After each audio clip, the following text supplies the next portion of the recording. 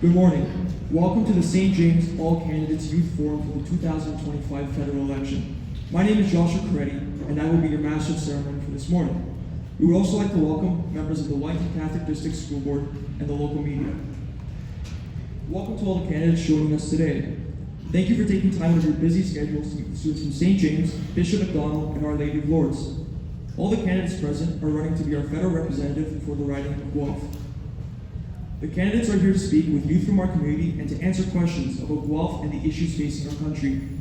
While most of us here cannot vote, we are still part of the democratic process, and this event is proof of that. Students are eager to ask questions, and we look forward to hearing from all of the candidates. Before we commence our event, I would like to start with the land acknowledgement. The Wellington Catholic District School Board is situated on the ancestral and treaty lands of the Minchisagi of the Credit and Sagi Ojibwe Nation. This land also includes a specified tract of land granted to the Six Nations of the Grand River. This area has been and continues to be home for many First Nations, Inuit, and Métis peoples.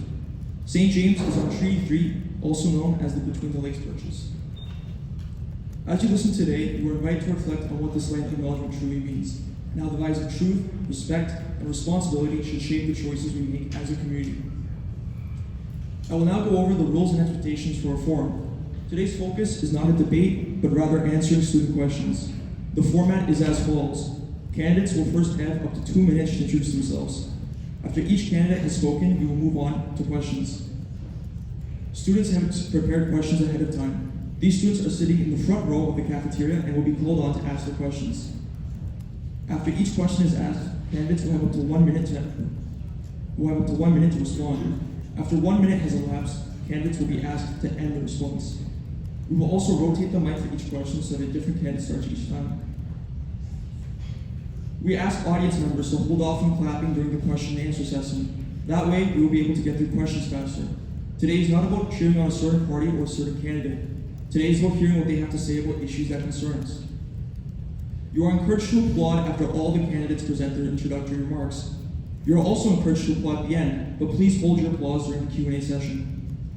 We also ask that you all remain respectful to our candidates, regardless of what they have to say about different issues, and that you do not heckle or start speaking while they are speaking.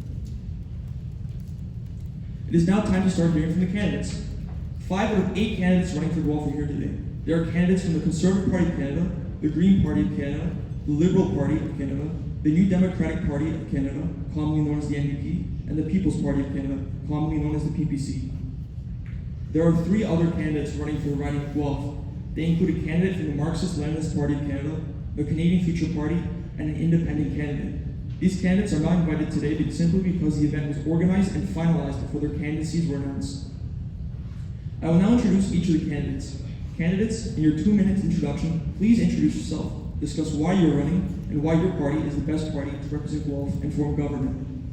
It is time to introduce our first candidate, Mr. Gurvir Khaira, representing the Conservative Party of Canada. Mr. Khaira, you have up to 2 minutes to introduce yourself. Hello everybody, my name is Gurvir Khaira, and yes, I am running to be the next Member of Parliament for our beautiful riding of Guelph. I received my education, my post-secondary education, right here in Guelph in criminal justice and public policy, where I graduated with distinction, and I proceeded on to law school. And why do I think I'm the best fit to be your next representative? And that's not just because of my education focus to public policy, specifically federal public policy, which I think will be an asset, but also I believe myself to be somebody who builds people and somebody who will build my constituents, and someone who can work very well with other levels of government to bring positive change to our beloved riding. I think the Conservative Party of Canada is in the best position to govern because I believe we bring the best policies forward that will benefit our country, but also our city and our riding. I believe in a permanent end to the carbon tax. I believe in an end to the catch-and-release system, which has wreaked havoc across our riding and across our entire nation. And I believe in getting more homes built for us because before you know it, you'll be able to enter the Canadian economy in a major way, like I did not too many years ago. And I found myself shut out of the housing market. And I want to change that. I want to work to change that. And I think being here at St. James and being across so many young people, and as a young person myself, I want to say that I know your concerns because I'm living through them right now. And I know what you're going to face when you leave high school and enter our economy in a more significant way. And I think we need to send somebody who has this experience to Parliament to fight on our behalf, because in our age group, we are at least politically active. I would say probably the most affected by government decisions. So we need somebody to speak up for all of us, and especially our younger people, which is why I'm running. So thank you so much. Thank you. I would now like to introduce our next candidate, Dr. Anne-Marie Zajdilk, running as the Green Party of Canada candidate. Dr. Zajdilk, you have up to 2 minutes to introduce yourself. Hi, everybody. I'm running for the Green Party because the Green Party represents my values. I also think the Green Party has the greatest platform among all the parties for climate action and healthcare reform. I have been a family physician in Guelph for 35 years. In the last 10 years, I've watched the disintegration of our healthcare system.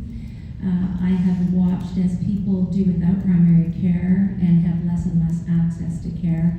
Next year, 56,000 people in Guelph area will be without a family physician. I'm also prescribing antidepressants and anxiety medications to young people more than I ever have before. And they come to me with their concerns. They're hopeless about the future. They're worried about the climate. They're worried about their planet. They're worried about their ability to become educated post-secondary and to afford housing. They're worried about food insecurity and housing insecurity.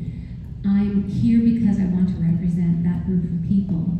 I want to help tackle climate change, housing affordability, and make sure that our country is the kind of country we had 40 years ago, which was a country that fought for the people, a country that provided for everything people needed so that we could live happy, healthy lives. We are not that country anymore, and I think we need green values in order to get back to the kind of country that takes care of you and I.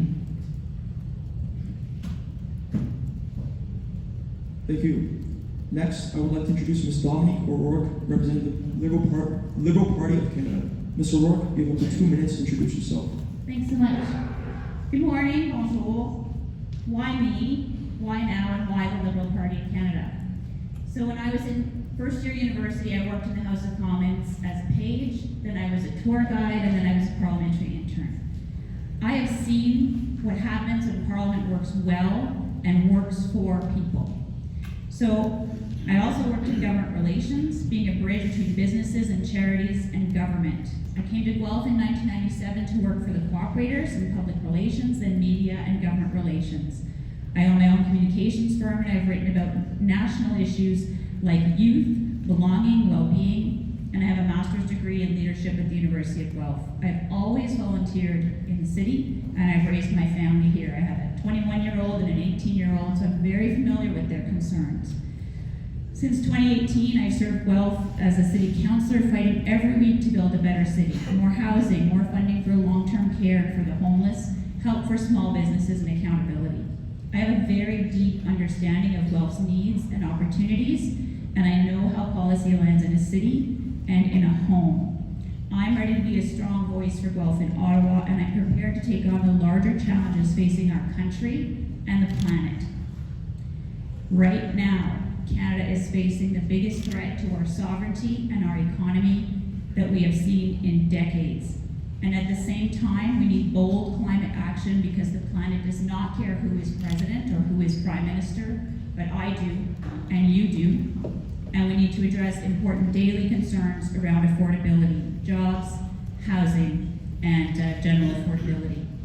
I'm a Liberal because I believe government can be and should be a force for good.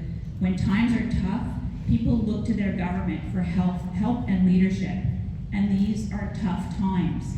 Trump's tariffs are going to hit home and hard. In fact, Guelph is likely the most vulnerable city in the country. 2 minutes. It is now time to introduce Ms. Janice Folk-Dawson, running for the New Democratic Party. Ms. Folk-Dawson, you have up to 2 minutes to introduce yourself. Thank you. My name is Janice Folk-Dawson. My pronouns are she and her. I'm a settler, an injured worker with a permanent disability, a working class feminist. I've lived in Guelph for 39 years with my partner, and I've worked at the University of Guelph for 35 years, and I've raised my son in the education system in Guelph. I have negotiated over 30 collective agreements in the public sector. I've been effective in changing policy and regulations at all 3 levels of government. I'm a disability justice advocate, a poverty activist, and a peace activist. I'm a socialist and an NDPer since I was 16. I'm passionate about talking and listening to politics. I'm inspired and encouraged to be in a high school, first of all, because the NDP believes with electoral reform, 16 years should be the age that folks are allowed to vote. But I'm also here because I think that it is a very dangerous time right now in the world. We are seeing what everybody is calling the rise of hate, but let's be honest, let's be clear, it's the rise of fascism. They have the blueprint from the last rise of fascism in the 40s. Universities, they came in and infiltrated our universities and our high schools. They destroyed the union movement. They attacked equity groups, and they created economic chaos. We're here. The same thing is happening. The blueprint is unfolding before us. Certainly in this election, we need to address the tariffs, which are just the forefront of the attack. And it's just the beginning. We're going to have another 4 years of having to watch that attack coming. But we need to address the issues in this election. Climate, health, affordable housing, access to food. And while we're doing that, we're going to be resisting fascism. And we need to understand that this is being done in a capitalistic framework. I'm here because I'm very excited to hear and listen and exchange ideas, and I believe that the NDP is the conscience of our government. Thank you. Thank you. I would now like to introduce Mr. Jeffrey Swackhammer, representing the People's Party of Canada. Mr. Swackhammer, you have the 2 minutes to introduce yourself. Well, thank you. I appreciate that. As my friend here said, my name is Jeffrey Swackhammer. I was born and raised in Guelph, 23 years old. I was born at the Guelph General Hospital, December 13th, 2001. I'd say I'm the youngest candidate, but my point is, I understand what you guys are going through. I see it too. I don't have a house, I don't have an apartment, I don't have a lease, so I'm not able to rent. I still live at home. I have a hard time finding a job sometimes because there's so much competition. We have a lot of people in Guelph, a lot of people in Southern Ontario, a lot of people in certain provinces in Canada. There's a lot of competition, a lot of demand, but not a lot of supply for a lot of basic things in life that you need to build your own way in life. I understand it. I go from job to job, I go wherever I can. I think you guys will too. I think you probably do right now. Housing is such a fickle thing right now. I'm sorry to say, but you guys will probably be included in what I'm going through too. It's unfortunate, but it's the way things are. I believe my People's Party of Canada, our government, would make sure that Canadian citizens are given priority when it comes to jobs, housing, and anything that's required. We are Canadians, by Canadians, and for Canadians. We gotta take care of our own people because ultimately this is our home. We take care of our neighbors, we take care of our men and women, and everyone else. That's all I have to say. Thank you to all the candidates for introducing yourselves. Students, let's give them a warm round of applause.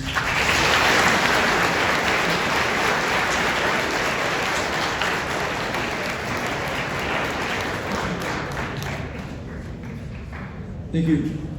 I now ask that you hold off any applause or cheering until the end when the entire Q&A session is over.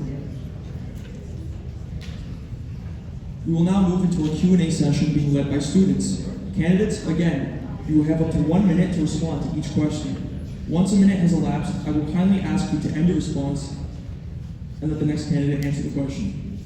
Students asking questions from the audience, you know who you are. You will be directed by a teacher as to when to go up and ask a question. You will ask your question, right there, okay. Let us begin. I'd like to call upon the first group of students to ask their questions to the candidates. Hey, my name is Liam, and what is your party's plan to make housing more Affordable. Evening, thanks for the question. To make housing more affordable, our party has pledged to axe the sales tax on the purchase of new homes up to $1.3 million, which will save you up to $65,000. Now, it's not just that will help reduce your bill when you purchase a home, which I hope you will very soon. What will help is also increasing the supply of homes being built. This will naturally bring down the prices of homes and alleviate the supply issues we're facing, especially here in Guelph, which we saw in 2024 a 65% drop in home building starts. And we estimate that this policy will add up to 36,000 new homes every single year in our country, which will help not just in purchasing your home, but also being able to rent a home at a decent price. 15 seconds. So that's what we'll be doing to help address the housing crisis that Guelph is currently experiencing. Thank you for the question. Yes, thank you for the question. Was it Liam? Yes, Liam. We believe as the Green Party that the federal government needs to get involved in building houses again. There are neighborhoods in Guelph where you'll see war homes, and these were homes that were built very quickly after World War II. The federal government needs to start building homes like this, different now because of climate change, medium density and high density homes, good quality, where a person pays a mortgage that is less than 30% of their income. It's impossible if you're paying 40-50% of your mortgage as part of your income. So affordable homes, deeply affordable homes built by the federal government. 15 seconds.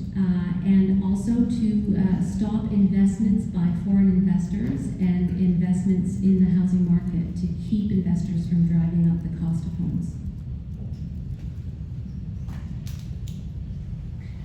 So the Liberal Party has already invested $21.4 million in Guelph for the Housing Accelerator Fund. So there are a number of measures in place already to accelerate the construction of housing, including incentives for tiny homes and basement apartments to increase the supply of rental units. Let's be clear, the Conservative government has said they will cancel the Housing Accelerator Fund. The Conservative government has said that any city that does not meet its housing targets will lose its infrastructure funding. And a city cannot build new housing without sewers and sidewalks and street lamps, and that will be a direct download onto your property taxes. The Mark Carney government has pledged historic building, 500,000 units, including on federal lands. And we also need to be looking at the Conservative provincial government's failure to build new social housing. As the federal government has invested in homelessness, the province has reduced its spending on supportive housing. Great question, and I think that the solution is in front of us. Up until the 1990s, we were building affordable homes right across this country. We need to go back to figuring out what worked during that process, and that includes not just homes, but rental properties. So the NDP has proposed that what we will do is we will put a ban on corporations buying those rentals, and it needs to come back to be affordable and, most importantly, accessible homes. When we're building those affordable Canadian material homes, we need to make sure that they are climate resistant, and we need to make sure that they are, that part of the funding only comes when you're meeting green building standards. And we can look at other jurisdictions where this housing, those housing proposals have actually worked in Europe. When it comes to housing, I think it's really simple. Again, like just looking at Guelph, we have almost 150,000 people. That's pretty big. I think, like I said, there's a lot of demand but not enough supply. My point is, these houses that are going up in each end of Guelph, especially the south and even now the north, they're not affordable, right? I think we've got to look at who's coming in, who's living in them. Are they Guelph residents? Are they people in Gen Z? I don't think so.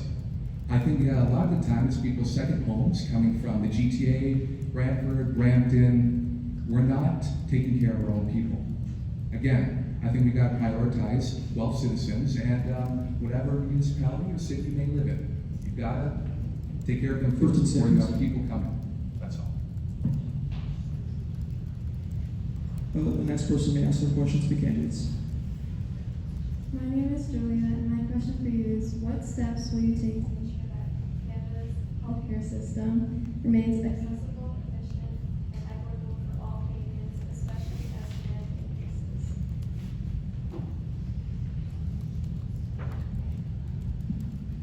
Mr. Sorry, I thought you said we were alternating, sorry. But, Sorry. Dr. Zajdilk from the Green Party. So I believe that we need to change the Canada Health Act. The Canada Health Act has not been reformed since 1984. It's the act that implements policy around healthcare.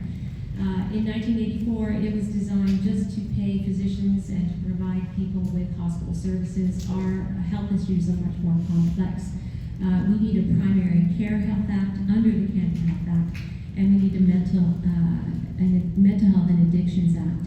What I want to do in Guelph is create a clinic, which I'm already building out, that will allow for the 56,000 patients who are without primary care to start receiving primary care, and also to work towards making climate health part of what we provide in healthcare services. Thank you. The Liberal government has announced the largest healthcare transfer to provinces in Canadian history. It's going to increase by 60%. Through COVID, 8 out of 10 dollars that helped people receive the care they needed came from the federal government. The fact of the matter is our Constitution has as a provincial responsibility the delivery of healthcare. And again, a provincial conservative government is failing to flow that through in a way that works for individuals and for their communities. And so we need to take a look at how those transfers are landing in communities, because the level of healthcare is unacceptable and the support for our healthcare workers is unacceptable. We also need to be looking at mental health care and addictions. There is a dedicated mental health care fund now that we need to protect. So we know the next Prime Minister is going to be a Liberal or a Conservative, and we know that Mark Carney will protect those investments in healthcare. I think that what we need to look at is the ability to expand our Medicare. We were successful in the last 4 years in coalition with the other parties to actually expand healthcare to include dental care and pharmacare. We need to take that even further. We need to take care of our ears and our eyes and our mental health. I think we need to strongly defend against the privatization. We need to make sure that healthcare is accessible right across this country, whether you're urban or rural, wherever you live, in the north, in the south. Everybody needs to have equal access. Here in Guelph, we need to start thinking about how we fully fund our hospital and how we fully staff our hospital, and how we bring in a strategy to bring back, make sure that there's family doctors. And I think that starts with a work strategy, a government that puts in place actually an employment strategy, looking at those jobs that are going to be needed, right from technicians to doctors in our healthcare system. Well, I have two solutions to that. Basically, I think we should allow provinces the option to introduce privatized healthcare. I think that the public healthcare sector has a lot of strain on it. My mom is a nurse, my grandma was a nurse, and they've been through it. They've seen it. Again, there's a lot of pressure put on GGH, any kind of public healthcare sector. I think by allowing provinces the option to at least think about privatized healthcare would take a lot of strain, a lot of pressure off of our public healthcare sector. I think in the end we would all benefit from that. And again, I'm not pushing it, I'm not forcing it, I'm saying that there should be a discussion. And again, provinces should be allowed the option. Thank you for the question. And I think this is where the Liberal government has really failed is in protecting our public health system. Nobody should be waiting 4+ hours to see the doctor when they go to the hospital when they're in need. I think we can all agree with that. I think the Conservative Party brings the real solutions and the real funding to help address this issue. The Conservative Party is the only party so far that has pledged to share a portion of federal retail taxes from the sale of gasoline to fund provincial infrastructure, including hospitals. Well, that's one part of the problem, of course, we have with wait times is, of course, infrastructure and the lack of infrastructure, which I think will be alleviated with this policy. But another issue is the lack a workforce to be able to work and help people. We have many thousands of people across Canada that have the credentials to work as doctors or as nurses, but there is no testing for them to be able to equate their credentials received, whether it's abroad, up to Canadian standards. The Conservative Party pledges to allow individuals who have earned their credentials to be able to go through a testing process to bring them up to Canadian standards and work to alleviate the wait times. Thank you.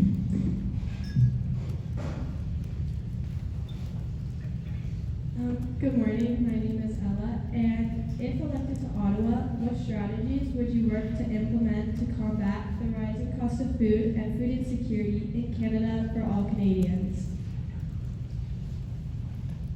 Mr. O'Rourke, you may begin. Thanks, Ella.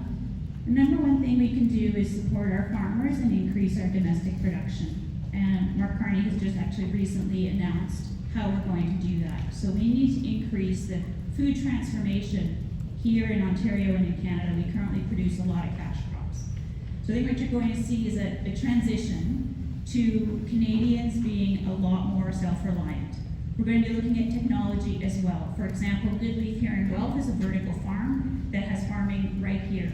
We also need to protect farmland that's being converted to all kinds of different uses. And then we need to look at how we're prioritizing protecting supply management for milk, eggs, dairy. Sorry, somebody tripped at the back. And we need to be looking at food insecurity in a very serious way. A piecemeal approach is not helpful.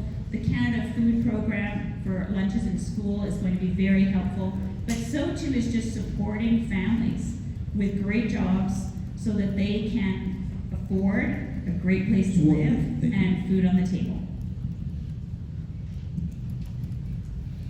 That's a great question and something that I think is on the minds of everybody on a daily basis when they sit down at their supper table and try to figure out how they're going to feed their family, not just with food, but with good food. So I totally agree that we need to look at buying locally, supporting our local farmers markets, where not only are we getting local products, we're getting local cheeses, local meats, a lot of different local products that are there. We need to certainly support our farmers and get back to the family farms, and that is a relationship that the government needs to build with the farmers and not just corporate farmers. And I think that one of the things that the NDP is looking at is that we're taking GST off of not just food items, but off of all essential items. And again, we must look at the workforce strategy of making sure that we have workers that are qualified and well-trained and have safe jobs in the agricultural field. I think the best way to do that is by looking right under our nose. We've got a great agricultural sector, especially in Guelph. We've got a lot of Aggies. My cousin's one. Anyways, my point is, it's right here at home, right? Some of the other candidates said that we've got invest locally, and we do.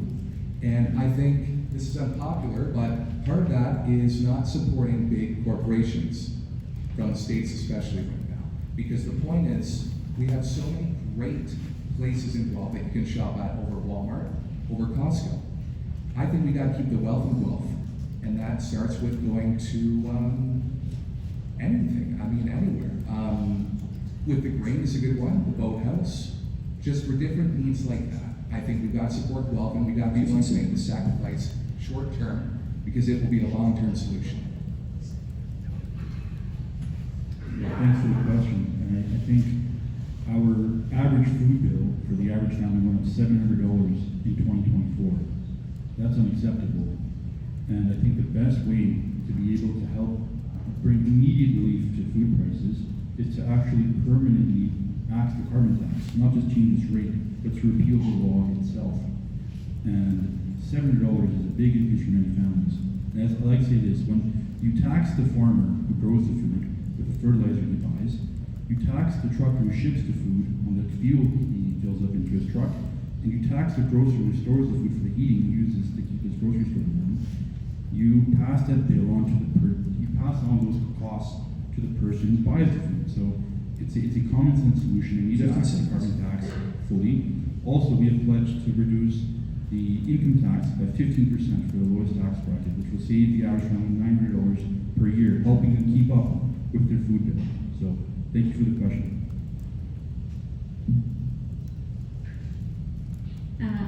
I like to take a much bigger perspective when it comes to housing and food insecurity. It's a very complex issue, and yes, we can work locally. But I believe that we need a guaranteed living income. And that means that anyone who is not able to work for whatever reason receives a guaranteed income from the government that is similar to a living wage. I also believe that anyone making less than $60,000 a year should not pay income taxes at all. And that would save families $4,000 a year and would allow people to use that $4,000 to pay for food. We also should be taxing grocery stores. If their profits exceed 120% over the last 4 years, then we should put a tax on those profits. That will bring down the cost of food and allow people to purchase food at better rates, increase your income, and so on. My name is Kendall, and what are your plans to address climate change and promote sustainability? Climate change is certainly on the top of everyone's minds, and we have lost communities, jobs, homes, everything that families have to the climate crisis. It's happening right across this country. One of the things that I think that we need to be thinking about is that we need to be thinking about how we actually change the workforce. We need to be able to start creating good green jobs and a good green environment. We're talking about electrifying our systems. How will that happen? It will happen by making sure that we are moving people, taking the skills that we have in the workforce right now and retraining those skills into good green jobs, good green safe jobs, and to make sure that we are making our communities and our homes climate resistant, so that we have to build towards green building standards. They need to be mandatory for any funding that comes. Thank you. And I think that we need to, again, think about the workers we need. I think there's a lot we can do in our communities right here. I think littering and pollution is a huge issue. You see it everywhere. You see it at Riverside Park, you see it along the Hamlin, you see it everywhere. That's a way we can start within our own communities, our own cities, our own towns, our own municipalities. That's something that takes a very obvious and direct and immediate effect. It affects wildlife, it affects the trees, it affects everything. And it will affect us in the long run. Because if we don't take care of our environment, if we don't take care of our green spaces and everything in between, then we're going to feel it. And that's all I have to say. Yeah, thanks for the question. I agree with you, the environment is a very serious concern, and I think we bring great ideas to help alleviate some of the climate change issues we're witnessing. The Conservative Party supports emissions caps to reduce smog-causing pollutants like nitrogen oxide and sulfur dioxide. We also support investing in and funding research to pertain to carbon capture technology, battery-based storage, small modular reactors, and hydrogen-based generation. So I think we have the right path to be able to help alleviate some of our climate change issues. And I think we're very fortunate in Guelph and in the surrounding region to be able to enjoy great green spaces, and we need to protect them. So I think you're bringing the best plan to the table. Thank you. Guelph needs to declare a climate emergency. Our municipal government has not done that yet. Until they do, our focus will not be on climate change. If we don't focus on climate change, there is really no point in focusing on anything else. There is a three-pronged approach to tackling climate change. One is to reduce emissions. Two is to improve our ability to adapt and mitigate against the harm that's already been done. And three is to create accountability for oil and gas industries that continue to emit gases, to divest from oil and gas industries, and to create this is a brilliant idea, a government cabinet that crosses all parties, that makes us all focus on climate change policies, but that those climate change policies go from government to government, regardless of which government is in power, and good policies don't change when a new government comes in power. Thanks, Kendall. The City of Guelph has declared a climate crisis. The City of Guelph has committed to net zero and race to zero. And we have brought in a number of measures, including electrification of transit, increasing transit to shift people out of vehicles. And so there's a lot going on in the City of Guelph, most of it actually funded by the federal government. Greener Homes grants, transit, and a number of grants for young people who have projects. So that's fantastic.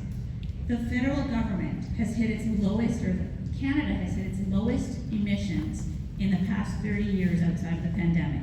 The Liberal plan is working, and in fact, Mark Carney has announced more. He was the UN Special Envoy on Climate and Finance. We will see in Canada a shift to green energy. We will see innovation and jobs. We need climate resilient infrastructure, not just for homes, but for cities. The Liberal government will maintain a cap on emissions. We'll tackle plastic pollution. We will protect our green spaces, and in fact, you've seen a massive announcement this week to do much, much more.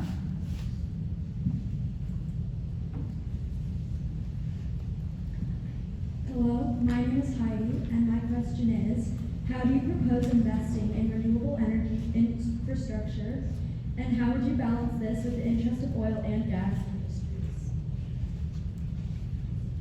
Well, it's a good question, and it's something I'm really concerned about because, again, it's right under our nose. We've got so much renewable energy in Ontario alone, but across Canada, I would say. Right here, we've got hydroelectricity, which I think we're really blessed with. It's so green, it's renewable, and it's clean. Also nuclear, it's not talked about enough. It's not scary. It is totally clean, totally green, but you need to dispose of it properly. That's the thing. Sometimes these corporations, these companies, organizations don't do so. They dump it because they care more about profit than our earth. So, you gotta keep them responsible, and like I said, I think we've got two big ones under our nose. Yeah, thanks for the question. I think what you just said is it's great because we need to be able to balance both our oil and gas and also bring to the table new renewable sources. And the Conservative Party has the best plan to be able to do this. We support unlocking and utilizing our natural resources to bring wealth and prosperity into our nation, but also taking proceeds from that income and investing it into renewable resources, but also sharing to the provinces to be able to build infrastructure. So not only does the Conservative Party allow us to be able to use our own natural resources, but to also let that be a propellant to be able to bring new renewable sources to the table so that we can have a bright future with a cleaner environment than we do today. So thank you for the question. That's a great question too. There's a book that I'd like to give everybody a copy of in the room, and it's called Speed and Scale by John Dewar. We need to focus on climate change and to ramp up our efforts at great speed and at massive scale. We need to immediately stop all oil and gas subsidies. We can't move from oil and gas to renewables right away. In the interim, there needs to be a transition to decarbonize our grid using renewable energy like solar power and wind, and I will say it, nuclear. So nuclear, there's a lot of controversy around using it, but we need to keep the lights on, and as we move away from oil and gas as our main source of energy, as we decarbonize the grid, we need to use renewables and ramp the use of renewables and their technology very quickly. Thanks, Heidi. This is the quintessential question of our time. And in order to have a thoughtful plan to transition to renewable energy, we need a serious, responsible government that will rely on expertise, on innovation, and on a wonderful workforce to do that. And so we are already seeing massive investments in that transition to clean energy. We also need to rely on the expertise of the people in the oil and gas sector who go to work every day trying to make our country and our planet a better place. Prime Minister Carney has spoken about what that plan for the transition is, and I believe that the Liberal Party will be able to effect 15 change. seconds. Great question. I think it has a lot of people on a daily basis trying to figure out what the best solution forward is. And quite clearly, it is easy enough to say that we need to remove oil and gas from our economy, but it affects so many communities, so many workers, that we have to talk about a just transition. And when people talk about a just transition, they don't really talk about the employment strategy that needs to happen to make sure that we're taking those workers that are in that industry and retraining them to be able to go towards renewable energy and what that would look like. The NDP has put out issued a call for that we would go back to victory bonds. 15 seconds. Victory bonds would be back investing in our infrastructure, in buildings, bridges, and public transportation. Good morning. My name is Ashley. My question is, how do you plan to establish Canada's security with rising tension on a global scale? Okay, thanks for the question. We need to be able to protect our own sovereignty, and unfortunately right now, we are seeing that being threatened by someone we consider to be our closest friend. So we need somebody who is able to be a strong negotiator at the table, and I believe Pierre Poilievre is right up to the job. We have committed to securing fair deals going forward, fair trade deals, and using the income from these trade deals to fund our military. We have committed to reaching a 2% spending for our national defense and protecting our Arctic. So these are ways in which we can protect our sovereignty as a nation, because Canada is not for sale, our sovereignty is not for sale. I think the Conservative Party is the best to be able to protect our sovereignty against foreign actors. So thank you for the question. I think the threat of becoming the 51st state, which is what we're all concerned about, is not the greatest threat to Canada. The greatest threat to Canada is becoming a failed state. That's a big word. But there is such a gap between the rich and the poor in this country that we have been left vulnerable to attacks from our neighbor. Totally unexpected. None of us thought this would happen.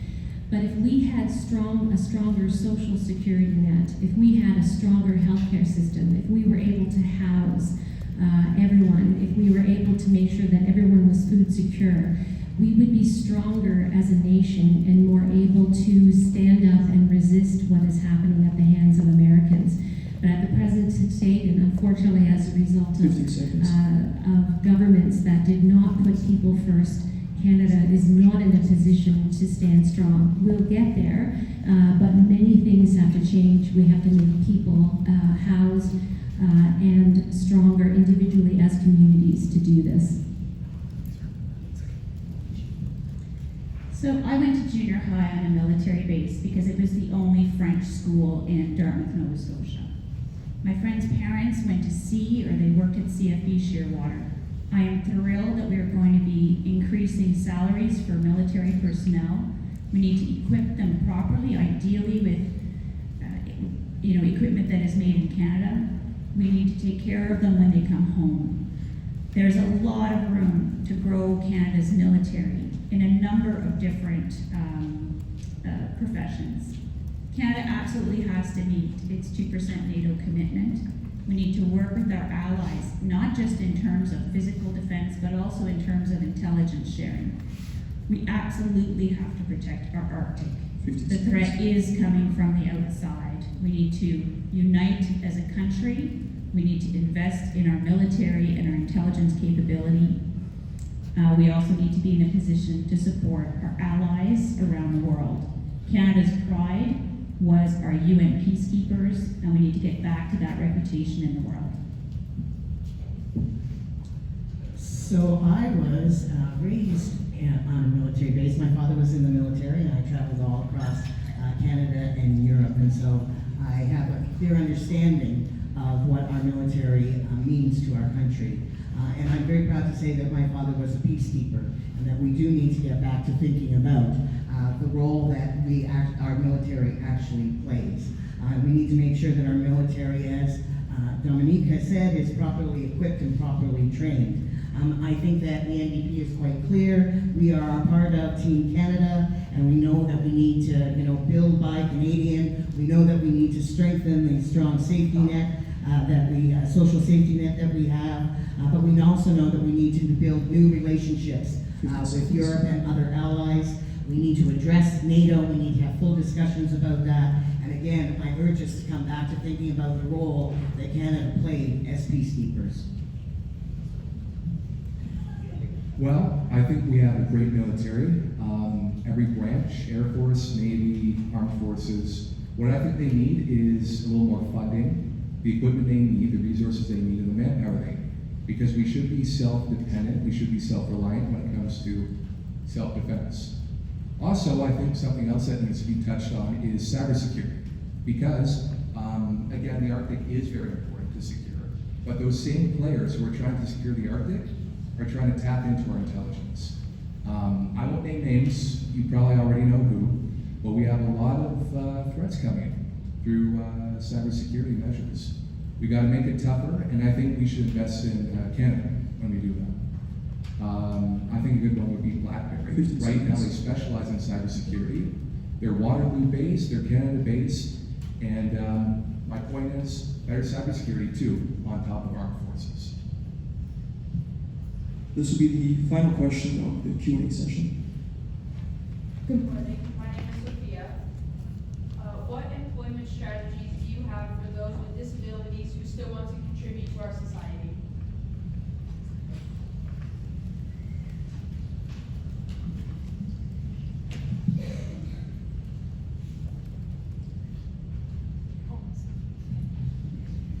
Again, I get back to a guaranteed livable income or a guaranteed living wage. I think in order for people with disabilities to get into the workforce, they need to be strong in their ability to be housed and to feed themselves. If they have a guaranteed living wage, they don't need to worry about providing for themselves. They can look towards becoming educated and to receiving an education that allows them to enter into the workforce. Healthcare is very important with people who are disabled by having universal pharmacare and dental care and taking the pressure off of households where disabled people live financially will allow them to focus on education and re-entering into the workforce.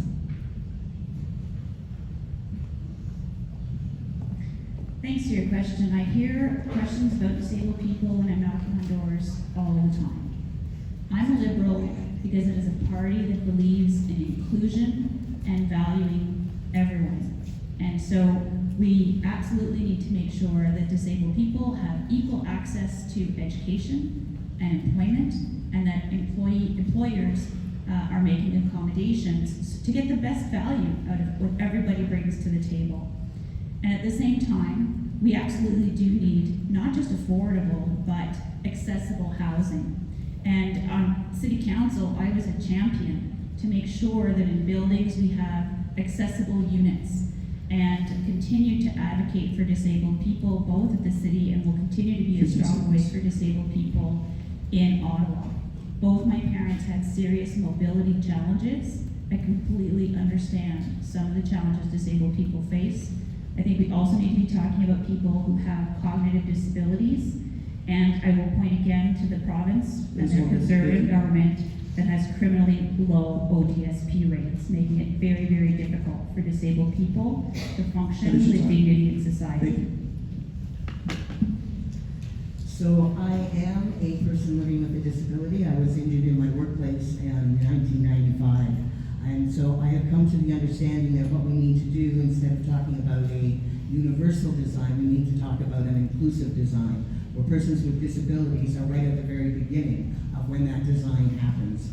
We need to make sure that our federal government, we have an accessible Canada Act, that most people don't even know about. And there are great standards that are in that act, but those standards are voluntary, not mandatory. And it would simply be the signing of a document that our government could now make those accommodations, those standards mandatory.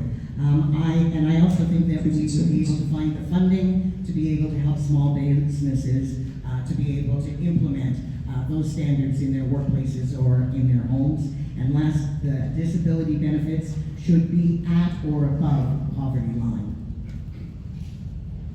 Well, I think disabled Canadians or anyone dealing with anything of the sort should be given every opportunity and every luxury that someone without a disability has.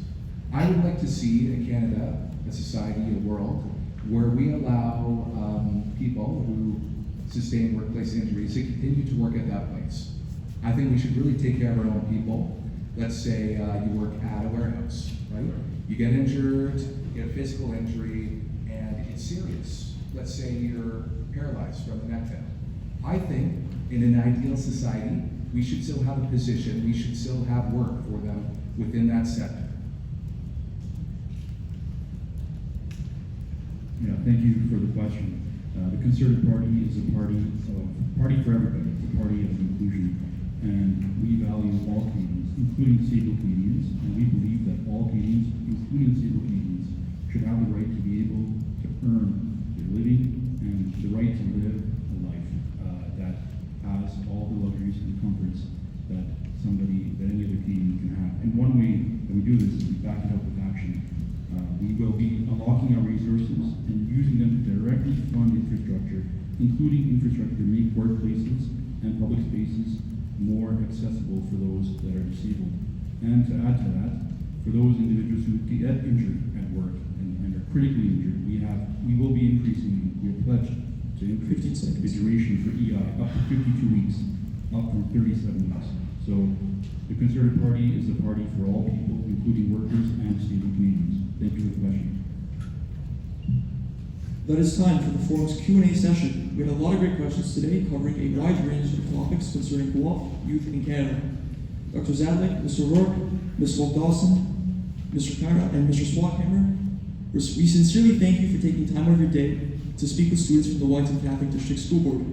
We wish you all the best in the upcoming election, and I thank you for putting your names forward as part of our democratic process.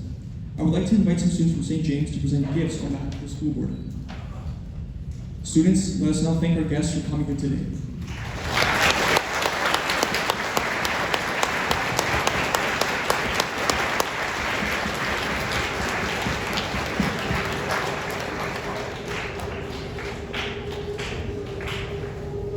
Candidates, thank you once again for joining us today and for speaking with students from the Wellington Catholic District School Board.